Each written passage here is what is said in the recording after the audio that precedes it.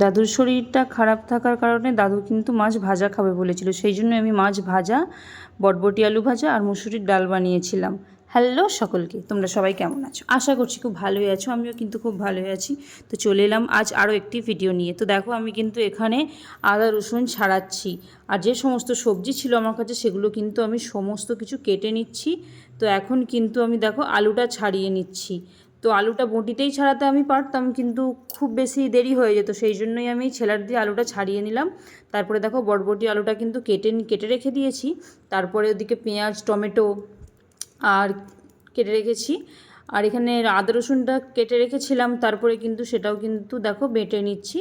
আর কিন্তু পেঁয়াজগুলো আজকে কিন্তু বেটেই রান্না করব ঠিক করেছি, মানে ডালের জন্য পেঁয়াজ কুচোনোই রাখবো, কিন্তু মাছের ঝাল বানাবো তার জন্য কিন্তু পেঁয়াজটা আজ আমি একটু বেটে নিচ্ছি। তো দেখো আমি কিন্তু বেশিরভাগটাই বেটেই রান্না করি, কারণ একটু মশলা একটুখানি লাগে, তো সেই কারণে আর মিক্সার ব্যবহার করি না।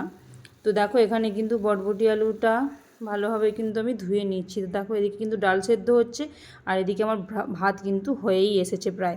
তারপরে কিন্তু দেখো কড়াটা বসিয়ে দিয়েছি, আর এখানে কিন্তু নুন হলুদ মাখিয়ে কিন্তু মাছটাকে রেখে দিয়েছি। তারপরে কড়াটা গরম হয়ে যাওয়ার পর তারপরে কিন্তু তেল ঢেলে দিলাম। তো তারপর দেখো বটবটি আলুটা আগেই ভেজে নিলাম। তো আগে প্রথম থেকে শুরু করতে হবে, না হলে তোমার আগে ভাজাভাজিগুলোই আমি স্টার্ট করি।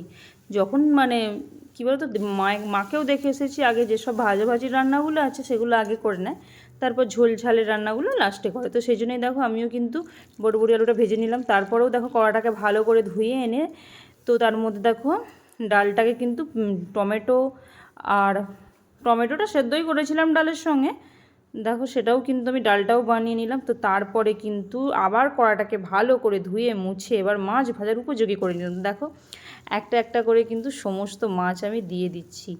তো প্রথমে মাছ ভাজিনি একটাই কারণ হচ্ছে, প্রথমে মাছ ভাজলে একটু কেমন কেমন লাগে, ওই জন্য লাস্টেই মাছ রান্নাটা করলাম।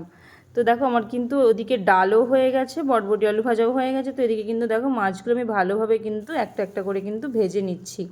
তো লাস্ট পর্যন্ত এই দুটোই মাছ ছিল, তো সেটাকেও কিন্তু দেখো ভালোভাবে ভেজে নিচ্ছি। মাছ ভাজতে আমার খুবই ভয় লাগে, কারণ ছিটকে তেল আসে, যেটা আমি এখনও ঠিকঠাক করতে পারিনি। তো দেখো এদিকে কিন্তু মাছের জন্য মশলাও কষিয়ে ফেলেছি, মশলাও কষানো হয়ে যাচ্ছে।